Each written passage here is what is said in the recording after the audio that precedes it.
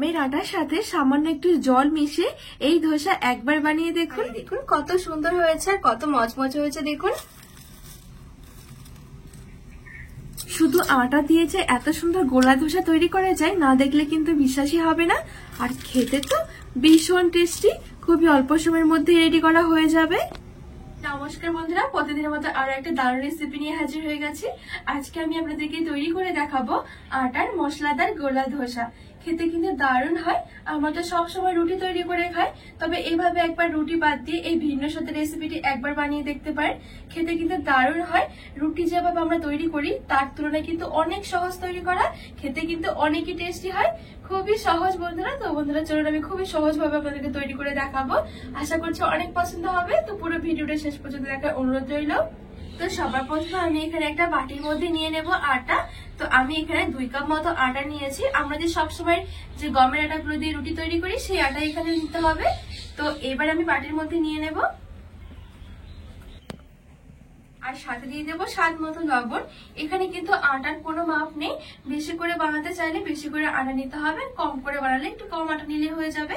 আর একেবারে হেলদি একটা রেসিপি বলতে পারেন, তার সাথে কিন্তু একেবারে নিরামিষ একটা রেসিপি। তো এখানে আমি স্বাদ মতো লবণ দিয়ে দিয়েছি। তো এইবারে আমি অল্প অল্প করে জল দিয়ে দেবো আর জল দিয়ে খুব সুন্দর একটা গোলা তৈরি করে নেব।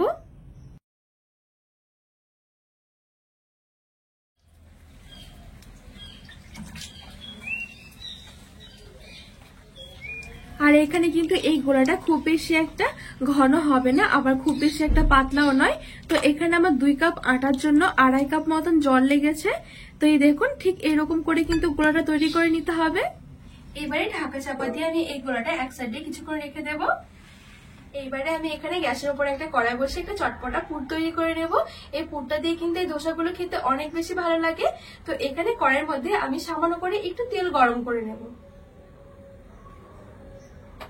তেলটা আমি একটু ভালো করে গরম করে নেব। আর খুবই অল্প তেলের মধ্যে কিন্তু রেডি করা হয়ে যায়, একদমই অল্প তেলে, খুবই খেতেও কিন্তু দারুণ লাগে। তেলটা যখন হালকা গরম হয়ে যাবে দিয়ে দেবো 5 ফোড়ন আর একটা শুকনো লঙ্কা, আর দিয়ে দিচ্ছি সামান্য একটু আদা কুচি, আর একদমই সামান্য একটু নিয়েছি হিং। এবারে হালকা করে একটু ভেজে নেব।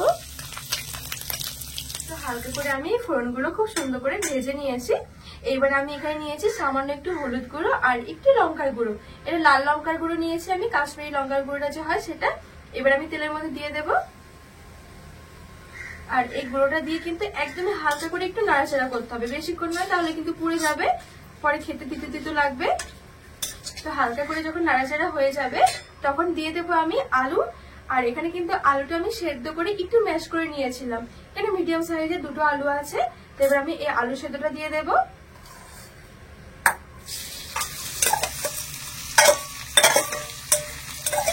ভালো করে মিশিয়ে নেব।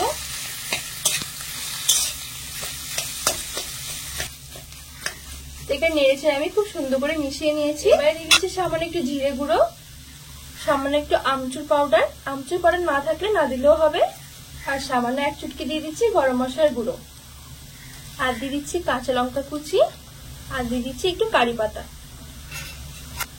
এবারে সবকিছু আমি ভালো করে আবারও মিশিয়ে একটু ভাজা ভাজা করে নেব।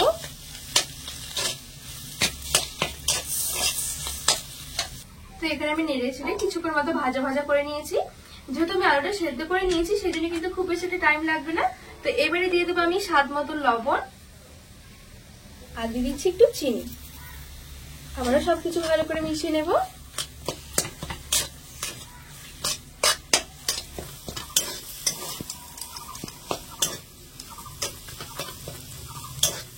তো এখানে আমি সবকিছু মশলা দিয়ে খুব সুন্দর করে 2 থেকে 3 মিনিটের মতন আমি একটু ভাজা ভাজা করে নিয়েছি। আর এখন কিন্তু আমাদের এই মশলাদার পুরটা কিন্তু একেবারে রেডি হয়ে গেছে। তো এবার আমি কড়াই থেকে নামিয়ে নেব।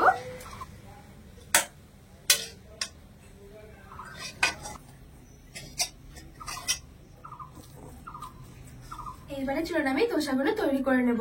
তো এখানে আমি গ্যাস জ্বালিয়ে এরকম একটা ননস্টিকের তাওয়া নিয়েছি। তাওয়াটা আমি একটু ভালো করে গরম করে নেব। এই ননস্টিকের তাওয়াগুলো না থাকলে যে কোনো কড়াইয়ের মধ্যে কিন্তু ধোসাগুলো তৈরি করে নিতে পারবেন, খুবই সুন্দর হবে। তো ভালো করে একটু তাওয়াটা গরম করে নেব। আর এদিকে আটার গোলাটা দেখুন খুব বেশি কিন্তু পাতলাও নয়, আবার কিন্তু খুব বেশি ঘন নয়। তো এর থেকে কিন্তু কোনোভাবে পাতলা করা যাবে না, তাহলে কিন্তু ধোসাগুলো মুচমুচে হবে না। আর এইদিকে আমার কিন্তু খোড়াটাও খুব ভালো করে গরম হয়ে গেছে। আর এই কাজটা কিন্তু হাত দিয়ে করতে হবে। আর এখানে কিন্তু দোসাগুলো তৈরি করতে তেল লাগবে না, মানে তেল দেওয়াই যাবে না। তো এবার আমি এখান থেকে অল্প করে নিয়ে এই মাঝখানে দিয়ে দিচ্ছি। তো এইবারে হাত দিয়ে ঠিক এইভাবে করে ঘুরিয়ে ঘুরিয়ে আমি চারিদিকে সমানভাবে ছড়িয়ে নেব। খুব বেশি একটা মোটা করব না, একটু পাতলা করে রাখতে হবে, তাহলে অনেক বেশি মুচমুচে হবে। তাই দেখুন হাত দিয়ে খুব সহজে কিন্তু এইভাবে করে ছড়িয়ে নেওয়া যাবে।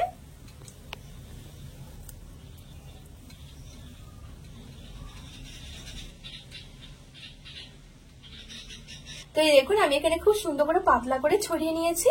তো এইবারে আমি ঠিক 1 থেকে 2 মিনিটের জন্য এইভাবে একদমই হালকা আঁচে রেখে দেবো, তাহলে কিন্তু দোসাগুলো আমার খুব সুন্দরভাবে মচমচে হয়ে যাবে। ঠিক 1 থেকে 2 মিনিট পর এখান থেকে আমি একটু আলুর পুর নিয়ে নিয়েছি। এবারে আলুর পুরটা মাঝখানে দিয়ে আমি এইভাবে করে একটু ছড়িয়ে দেব লম্বা মতন করে।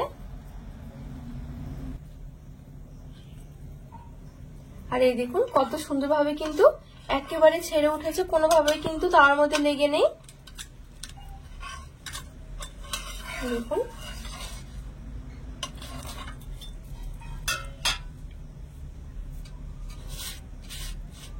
এবারে ঠিক আমি এভাবে করে ধরে একটু রোল করে নেব। এই দেখুন কত মচমচে হয়েছে।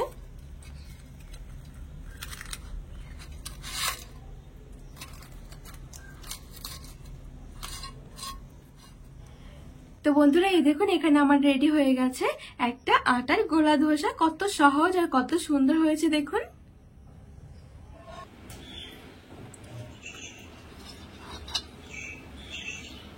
তো বাদবাকি দোসাগুলো ঠিক আমি একইভাবে তৈরি করে নেব। খুবই সহজ বন্ধুরা, আর একেবারে হেলদি, কোনো রকম কেউ তেলের তরকারি হবে না।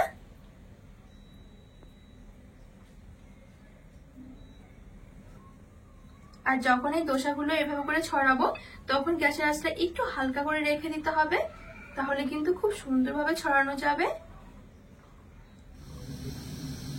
আর এই দেখুন এই দোসাটাও কিন্তু খুব সুন্দরভাবে শুকিয়ে গেছে উপর থেকে। আর এই দেখুন হালকা হালকা করে কিন্তু খুব সুন্দর বাদামি কালার আসতে শুরু করে দিয়েছে। আর এই দেখুন খুব সুন্দরভাবে কিন্তু সাইড থেকেও ছেড়ে গেছে।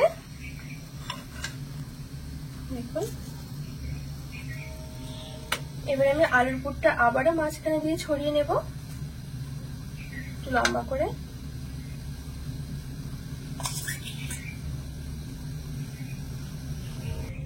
এবারে ঠিক এভাবে করে ধরে আমি এভাবে রোল করে নেব। এই দেখুন কত সুন্দর মচমচে হয়েছে।